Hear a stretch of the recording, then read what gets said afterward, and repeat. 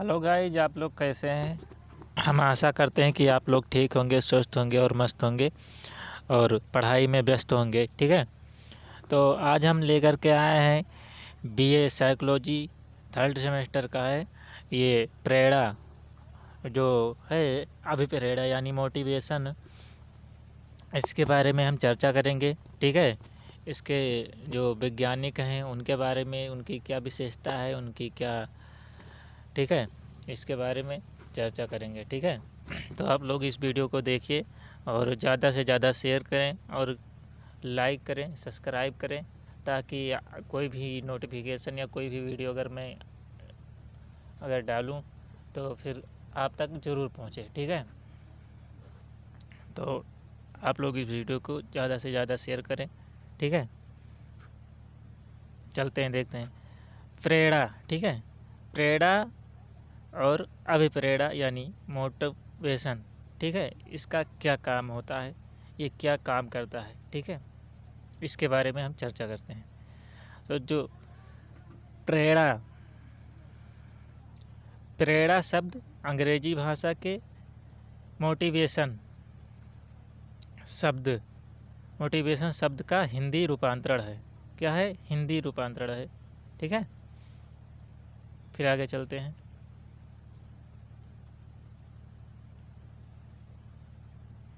Motivation शब्द Latin भाषा के मोटिवेशन शब्द लैटिन भाषा यानी के शब्द से मोटन अर्थ यानी मोटन से बना है, जिसका अर्थ है टू मूव यानी अर्थात गति करना या शक्ति देना। इसका काम होता है कि मतलब शक्ति देना या गति प्रदान करना। ठीक है, फिर चलते हैं आगे, देखते हैं। इसका आप नोट्स बना लीजिए, बहुत सरल शब्दों में लिखा हुआ है। ठीक है, दूसरा देखते हैं।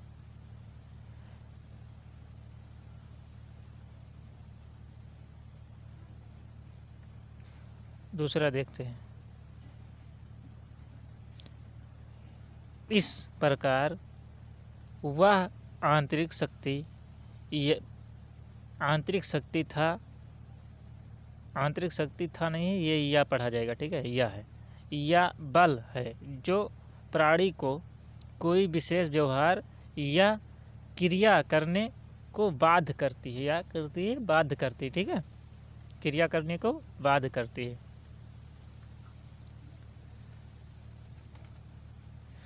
प्रेरणा यानी प्रेरणा जो मोटिवेशन का अर्थ हम तो मतलब हम लोग उससे समझ चुके हैं। अब आते हैं परिभाषा। इसकी परिभाषा क्या है प्रेरणा की यानी मोटिवेशन का, इसके बारे में चर्चा करते हैं। ठीक है, गुड के अनुसार। ठीक है, प्रेरणा किसी को प्रारंभ करने, उसके जारी रखने एवं कार्य नियंत्रित करने, ठीक है, की प्रक्रिया क्या कहलाती है।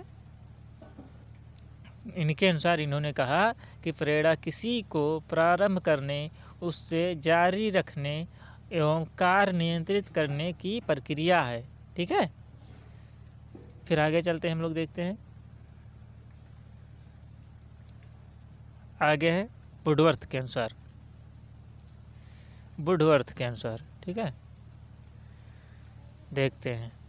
प्रेरणा शक्ति की वह अभ्यास है, ठीक है, या तात्पर्य है जो उसे किसी व्यवहार को करने के लिए या किन्हीं उद्देश्यों को प्राप्त करने के लिए निर्देशित करती है। क्या करती है? निर्देशित करती है। ठीक है, आगे देखते हैं मैकडूगल के अनुसार।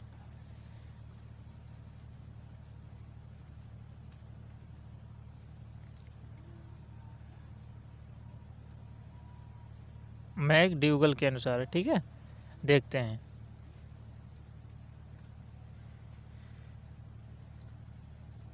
मैकडूगल कहते हैं कि प्रेरणा प्राणी की वे शारीरिक एवं मनोवैज्ञानिक दशाएं हैं। क्या हैं? दशाएं हैं जो उनसे निश्चित मार्गों में कार्य करने के लिए निर्देशित करती हैं। क्या करती हैं? प्रेरणा की वे शारीरिक एवं मनोवैज्ञानिक दशाएं जो उसे निश्चित मार्गों में कार्य करने के लिए निर्देशित करती है। ठीक है, आगे बढ़ते हैं। गिलफोर्ड के अनुसार क्या है? गिलफोर्ड के अनुसार प्रेरणा ऐसी दशा या कारक है जो क्रिया को प्रारंभ करने और बनाए रखने की प्रवृत्ति होती है। क्या होती है? प्रवृत्ति होती है। बनाए रखने और करने की प्रवृत्ति होती है। ठीक है, फिर आगे बढ़ते हैं।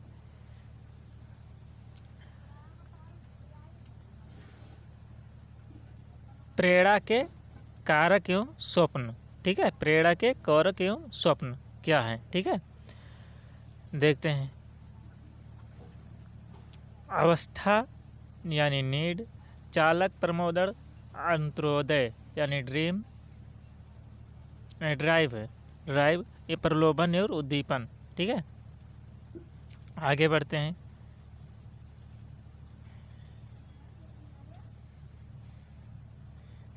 आवश्यकता को हम लोग देखते हैं। क्या देखते हैं? आवश्यकता यानी नीड। ठीक है,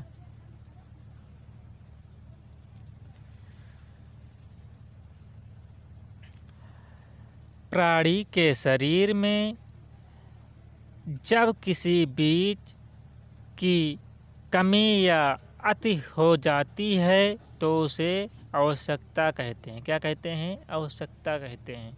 ठीक है, जैसे हवा, भोजन, पानी और मलमूत्र त्याग आदि प्राणी की आवश्यकताएं हैं। ठीक है, दूसरा हम लोग देखते हैं। नीड का हो गया। दूसरा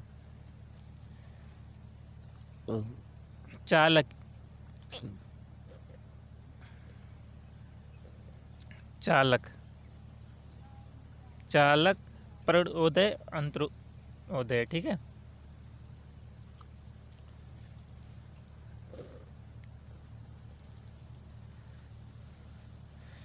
आवश्यकता की उत्पत्ति से प्राणी बेचैनी या तनाव होता है। क्या होता है? बेचैन या तनाव होता है और प्राणी में सक्रियता दिखाई देती है। क्या देती है? सक्रियता दिखाई देती है।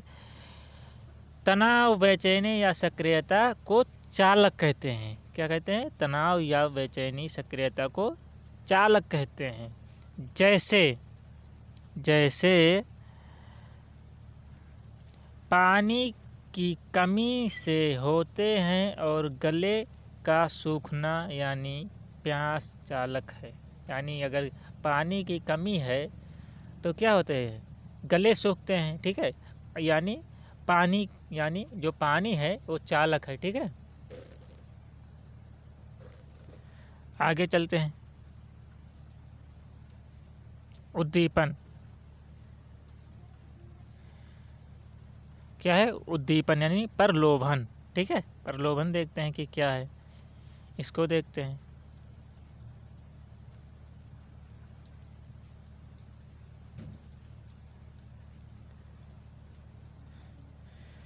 वातावरण की वह वस्तु जिससे प्राणी की आवश्यकताएं पूरी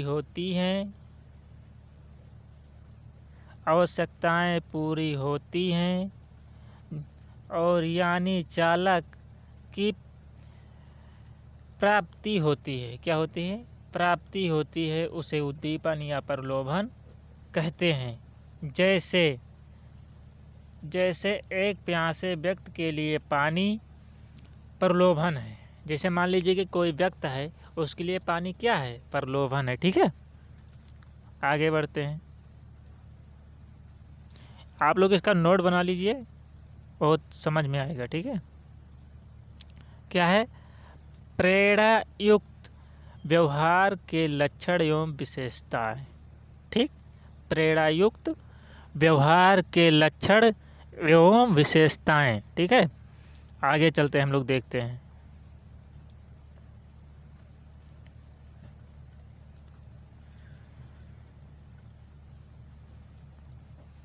शक्ति संचालन। क्या है? शक्ति संचालन। ठीक, चलिए देखते हैं।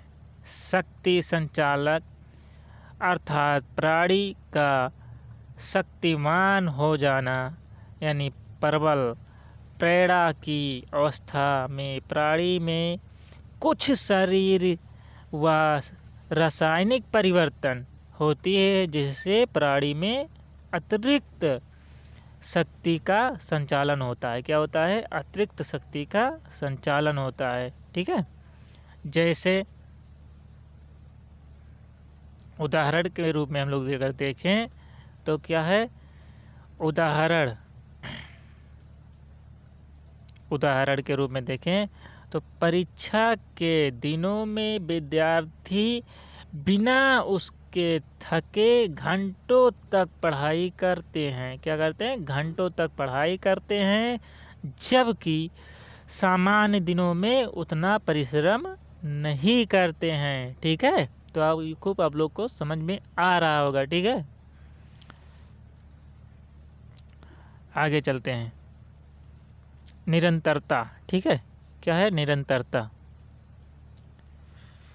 हम लोग देखते हैं निरंतरता। ठीक, प्रेरणा युक्त व्यवहार के जारी रहने को निरंतरता कहते हैं। क्या कहते हैं? प्रेरणा युक्त व्यवहार के जारी रहने को निरंतरता कहते हैं।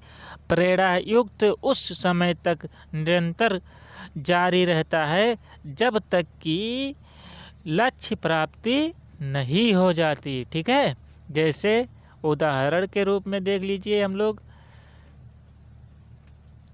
भूख प्राणी भोजन पाने के लिए तब तक प्रयास करता है जब तक भोजन मिल नहीं जाता। ठीक है, क्या कह रहा है कि भूख प्राणी भोजन पाने के लिए तब तक प्रयास करता है जब तक भोजन नहीं मिल जाता।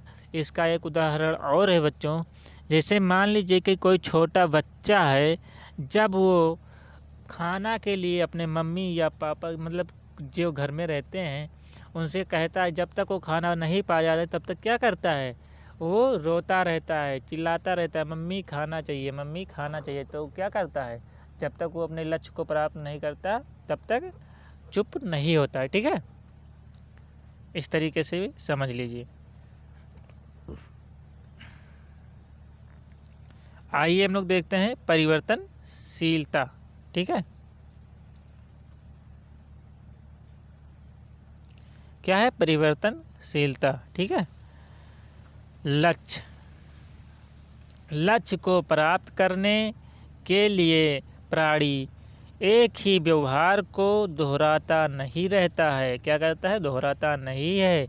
जबकि एक उपाय या तरीके से लक्ष्य की प्राप्ति नहीं होती है तो वह प्राणी प्राप्त करने के लिए कोई अन्य तरीका अपनाता है। ठीक है, मान लीजिए कि अगर कोई लड़का है और खाना मांग रहा, अगर नहीं मांगने पर नहीं मिलता है तो क्या करता है? निकाल कर खा लेता है। ठीक, उदाहरण भी आपको दिखा रहे हैं।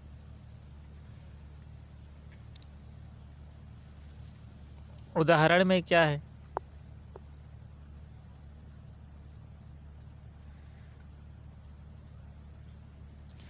कैरियर बनाने वाला युवक अनेक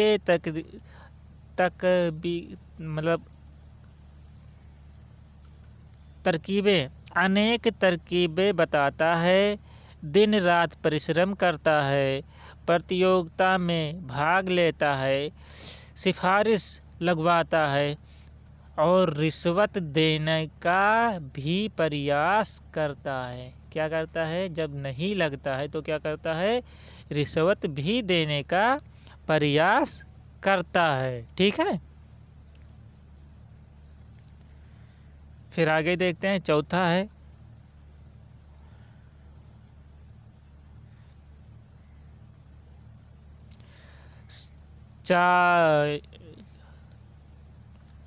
चयनात्मक, ठीक, चयनात्मक जो है इसमें क्या है, प्रेरित व्यक्ति विभिन्न वस्तुओं के बीच अधिक आवश्यक वस्तुओं का चयन करता है। उदाहरण के लिए मान लीजिए प्यासा व्यक्ति अनेक पेय पदार्थ के बीच से पानी का चयन करता है। क्या करता है, जो प्यासा व्यक्ति होता है वो रखे हुए चीज में से वो पानी का ही चयन करता है। ठीक है, आगे चलते हैं, देखते हैं हम लोग।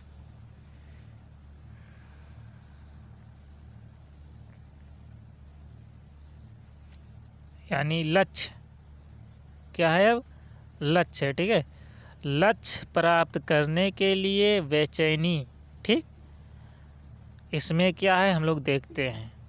वीडियो थोड़ा लंबा हो रहा है, ठीक है, आप लोग इसको बढ़िया से पढ़ें, समझ में आ रहा होगा। ठीक है, प्रेरित व्यक्ति ने लक्ष्य प्राप्त करने की बेचैनी बनी है, ठीक, बनी रहती है।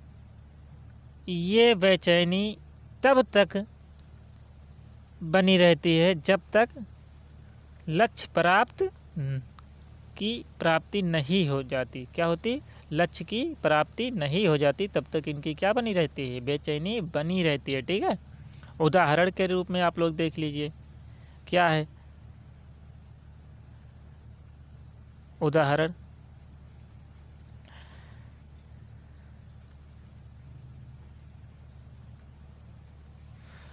एक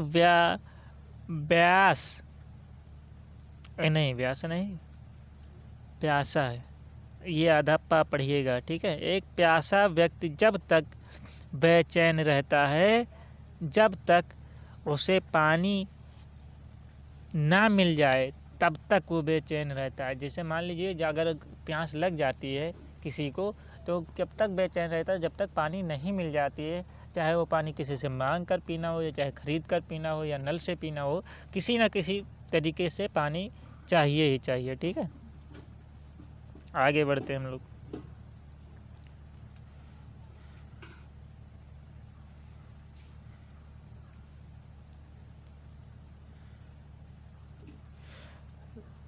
लक्ष्य प्राप्ति के साथ बेचैनी का अंत, ठीक, लक्ष्य प्राप्ति के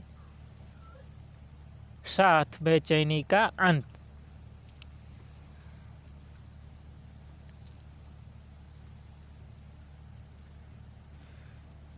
लक्ष्य प्राप्ति के साथ ही बेचैनी का समाप्त हो जाती है। क्या होती है, जब मान लीजिए लक्ष्य प्राप्ति के साथ ही बेचैनी समाप्त हो जाती है। जैसे कोई चीज़ हमें प्राप्त हो, जैसे भूख लगी थी, हमने खाना खा लिया, तो क्या हुआ, हमारी जो लक्ष्य थी वो प्राप्त हो गई। ठीक, जैसे मान लीजिए एक और है कि कोई विद्यार्थी है, उसका पेपर चालू है, तो पेपर जब चालू है तो पेपर देने के लिए क्या करता है, पेपर देने के लिए पढ़ाई करता है, और जब पेपर ख़त्म हो जाता है तो पढ़ाई क्या करता है, बंद कर देता है। तो क्या लक्ष्य प्राप्ति होने के बाद बेचैनी समाप्त हो जाती है। ठीक है, आगे चलते हैं।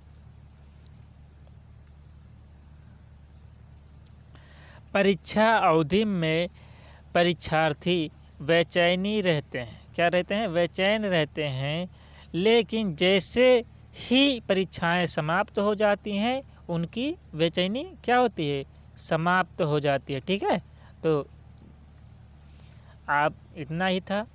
ठीक है, आप लोग इसे ज़्यादा से ज़्यादा शेयर करें, लाइक करें, सब्सक्राइब करें और उन तक जब ज़रूर भेजें जिनको इस वीडियो को आवश्यकता है। ठीक है, थैंक यू बच्चों देखने के लिए।